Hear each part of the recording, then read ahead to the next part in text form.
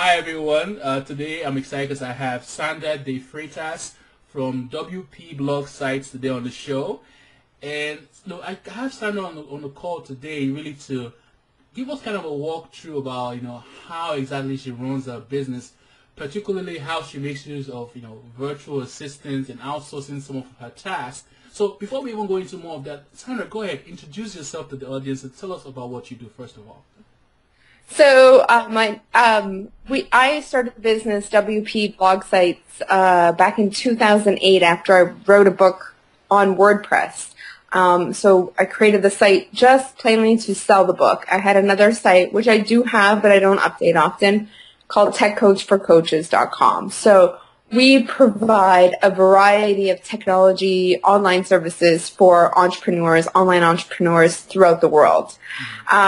But when I put out the book, it turns out, obviously everyone wanted to work with us to get their WordPress site done, use the right plugins, get it set up properly, to make it work the way they wanted it to work, and then, that boost into selling things from their site and doing newsletters from their site and membership sites. And so I found at first my intention was to have a team of VAs. Although it was very difficult for me to start off that way, or it was very difficult for me to let go of the tasks and give that to a VA, which I'm kicking myself for now, but I'll get into that.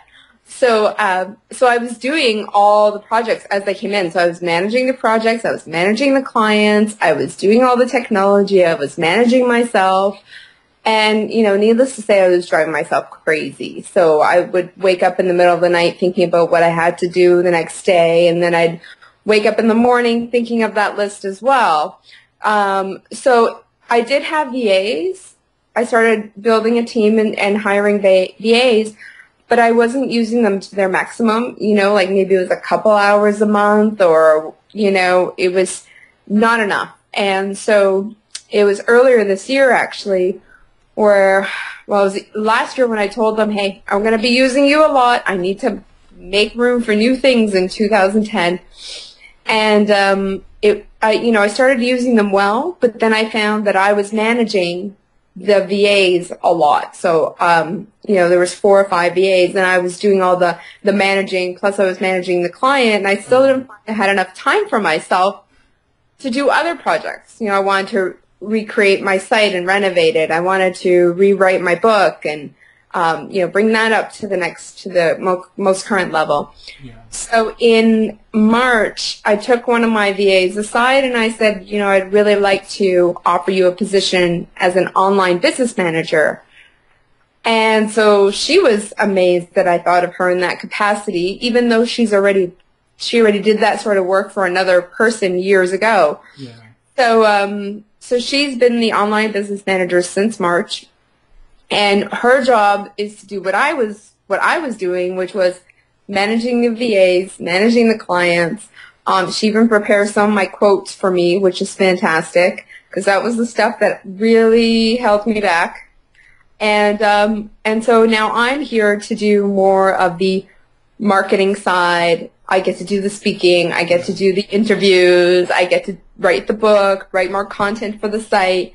In the new year we'll be doing some more video blogging. So, thank you for this opportunity to get me more comfortable with the camera. Definitely. I actually appreciate you coming on the show, because my thing is to go out there, talk to as many entrepreneurs as yourself and get the idea of delegating tasks, to virtual assistant. It could be, in the States, US, Canada, or even could be international. And my goal is to have that information in front of people so that they can see how they can do it. And so let's take it back a little bit to the beginning as to, when you started, right? How did you get to that mindset exactly that you felt, I need to find a way to have someone, take over this task for me? Walk us through that process. Well, I'll tell you that my very first VA I hired a week before I went to Africa for a month. So I hired her and said, actually I put a note in my newsletter and I said, I need someone to take care of my business while I'm away on vacation. And so I interviewed a couple of people, and one of them was, we connected very well. So she took care of my business while I was gone. And when I came back, she did more tasks for me. Things started growing. Then I hired another VA. And so to me, I sometimes because I work with a lot of clients who I tell them they need to hire a VA. They need to hire an assistant. Why should they be writing up or setting up their newsletter when someone else could do it, and their time could be used to do the things that they love to do, writing, coaching, speaking, training, whatever.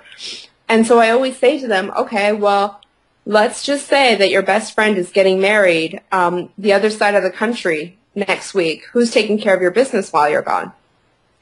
And when they don't have an answer, that's when I say that you need to hire a VA now so that they can at least manage as much as possible while you're gone. Not take over, but at least manage what they can while you're gone. And I also say to them, well, if you ever want a vacation, then you need a VA to help you out while you're gone, right? Well, definitely, I'm sure, that's where you are right now, where it's easy for you to get the whole concept. But I'm sure there had to be some, struggles within you as to having to hand off your task to somebody. I want to figure out how you dealt with that. Yeah, so being a techie person myself, it was difficult to hand over any task. And being able to hand a task over to someone and say, can you do this for my client, knowing that my reputation was on the line, right? So that was very difficult. And so what I would do is I would watch VAs. So I'd watch someone who worked with someone else that I knew very well, and then I'd, approach them and say, I'd love for you to come work for me, because I already have almost like their kind of like a portfolio. I knew what they did before. I knew how they handled different situations, so I approached them. And then to delegate tasks, it was a mix of this needs to get done. I don't have the patience, nor do I want to do this task anymore. That made it really easy to delegate. And then there was also, so it needs to get done. Yeah, and then there was also like, I have to pay them for this task that, I could do for free, and how do I manage that? And someone once said to me, okay, you could pay a VA $10, $20, $35, $50 an hour, whatever, to do the tasks for you, okay? So if I got a VA that was $35 an hour and they could do my newsletter, contacting clients, maybe doing some of my email in that 1 hour for $35, I could be doing something else and making more than $35 in that hour. Or even better, as someone once said to me, their leisure time, they could not put a price tag on. Yes. So if someone could be doing all those tasks, then I could go for a run, I can go to the gym, I can go take a nap, I can go take a hot bath, whatever it is they want to do. So it almost became really easy to delegate tasks when I became absolutely frustrated with myself, my stress levels, the lack of time I had, the lack of socializing I was doing. Yeah. Just when I went crazy, that's when I thought, okay, now's the time to delegate. And, even to this day, I still have problems delegating, but, I'm getting better.